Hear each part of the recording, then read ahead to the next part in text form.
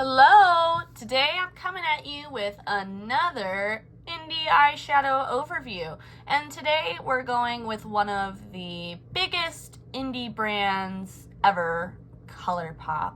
So everyone knows Colourpop at this point. If you don't, no shame in that. I respect you and I do not know how you do it. Sometimes I wish I knew less about Colourpop.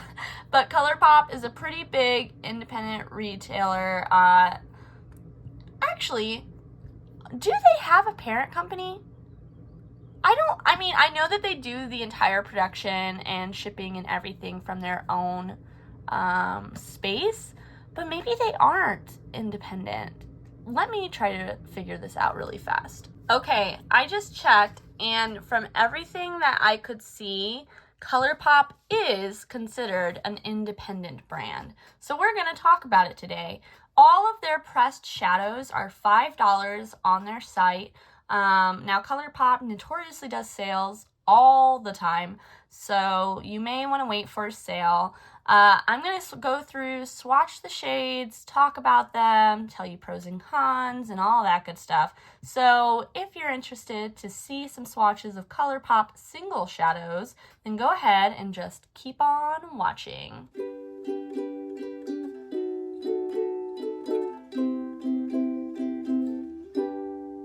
Colourpop has a lot of different products. One of the things that they offer are single shadows, which I feel like get overshadowed by their eyeshadow palettes, which are forever and always coming out in droves. They have a lot of eyeshadow palettes, but they also have singles, and so today we're going to be talking about those. They're in the 26mm pans, which sometimes their actual shadow palettes aren't. But I prefer the 26mm pans. So this first one is Flower Boy. It's a nice like coral pink color, really bright, punchy, good quality matte from Colourpop. This next one is called Painted Lady. This is a shimmer. The Colourpop shimmers can be hit and miss. This one's a little chunky, but it also is pretty sparkly. Now, again, you can kind of see that chunkiness on my hand as I'm swatching it out. I'm not sure. I'm hoping it's picking up. With the light reflecting on it, sometimes it's hard to really see that chunkiness. Maybe if I turn, you can kind of see it's a little chunky, but it can be smoothed out. This isn't my favorite shimmer from Colourpop, but it's also not my least favorite. Next, we have a duochrome. Oh God, what is this one called? Play by Play? Is that right? It is. It's Play by Play.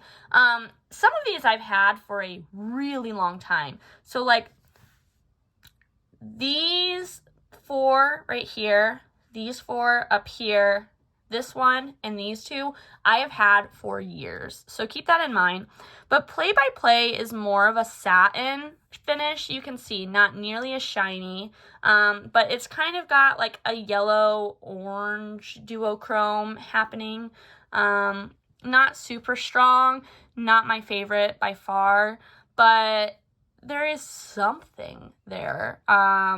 You can maybe see that yellow on my finger a little bit better. It's okay, but it's also really old, so keep that in mind.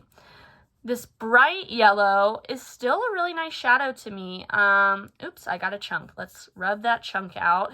So this bright yellow blends well, pretty good quality matte from Colourpop.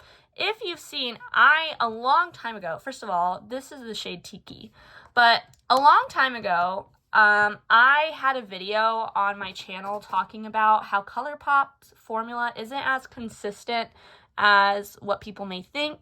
So that's why I'm going through and saying whether or not they're good mattes, because in my experience, not all of the Colourpop mattes are. So next up is a nice mustardy yellow shade. This is called Paper Tiger.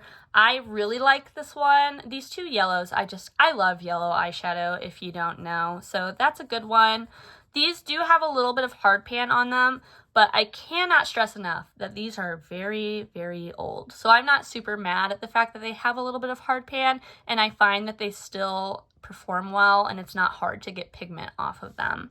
Next, we have a green Team Captain. You can see goes on a little bit sheer with the first coat, but can be built up as you add a little bit more. This one doesn't blend quite as well as the yellows. I'm not sure if it's because it's a deeper color or if it's just because it's old, but I do have a little bit of a harder time working with that one. The next two shimmers suck. They are really, really bad. They have really bad hard pan, and they have since I got them, and they are just not shiny. I am planning on decluttering them, but I wanted to make this video first just to tell you guys about it. So this blue is Baseline, and I feel like it's supposed to be a satin, but it's just like not shiny. Like, look at that. Do you see? It's crumbly. It's like somehow crumbly, but like sheer, and like there's just not really shine to it. Even compared to this one up here, there's like something there. This one is just like not good. Same with the silver. The silver's a little bit better, but it's not good in comparison to other silvers I have, even other silvers from Colourpop. It's just not good. I mean, there's shine to it, but it's just like dull in comparison. I feel like silvers are ones that you really want them to be really shiny. This is called Beam Me Up. That's a lie. No one is getting beamed up with this shadow. So these two are kind of duds in my opinion. Next is a classic. This is Glass Bowl. It also has gotten hard pan, but I find that I can still pick it up pretty well. It's a blue-brown duochrome, more satiny than like sparkly, but it does have a pretty good shift on it, and I do like this one. I wear that one quite a bit. Next is Take the Lead. It's a nice cool toned brown. I find that this one performs well, needs built up a little tiny bit, but once you get it there, it's pretty good quality. Next is one of my favorite shimmers. This is Snake Eyes. It's just a really nice taupe shade. You can see very shiny, much more smooth than Painted Lady. I got these two at the same time, so you can see there's just a difference in texture in some of these, but I really like this one. You can see it's got a good shine, which kind of gives it some dimension, which I also really like. Next we have Tea Garden, which is the green-brown duochrome. I really, really like this one. I wear it a lot, and I feel like it's got a good shift. Similar to Glass Bowl, it's not the shiniest shadow, but for Colourpop, it is pretty shiny in comparison to the others. But if you like put this up against other indie brands, it's not quite as punchy. Got two more, and we're gonna try to fit them onto this one arm.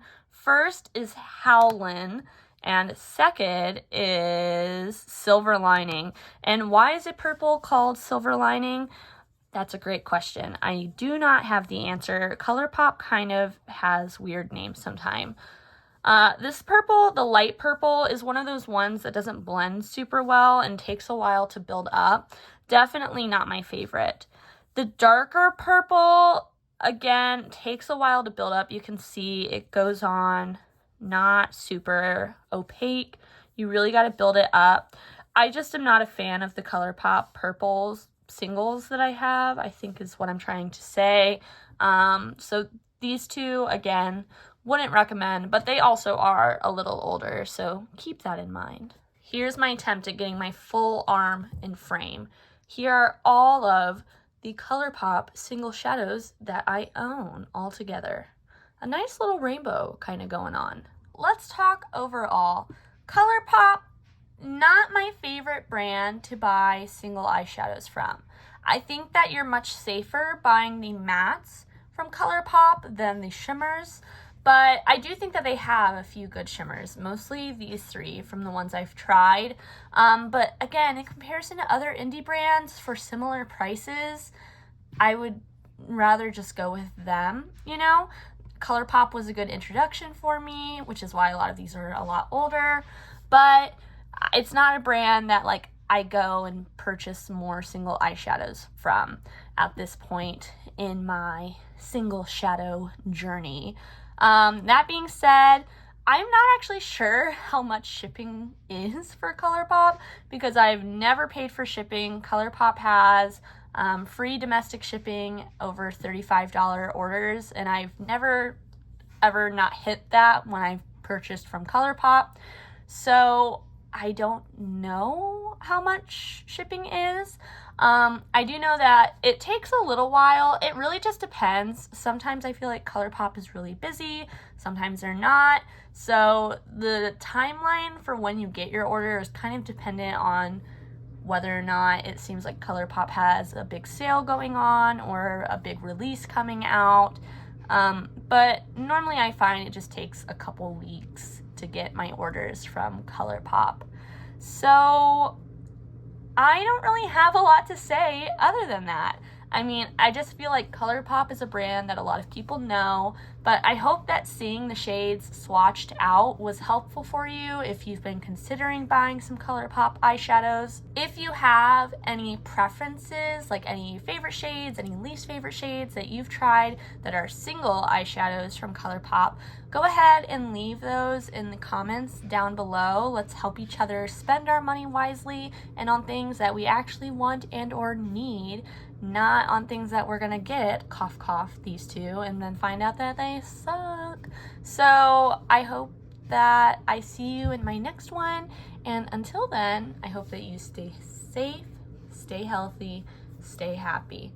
Bye!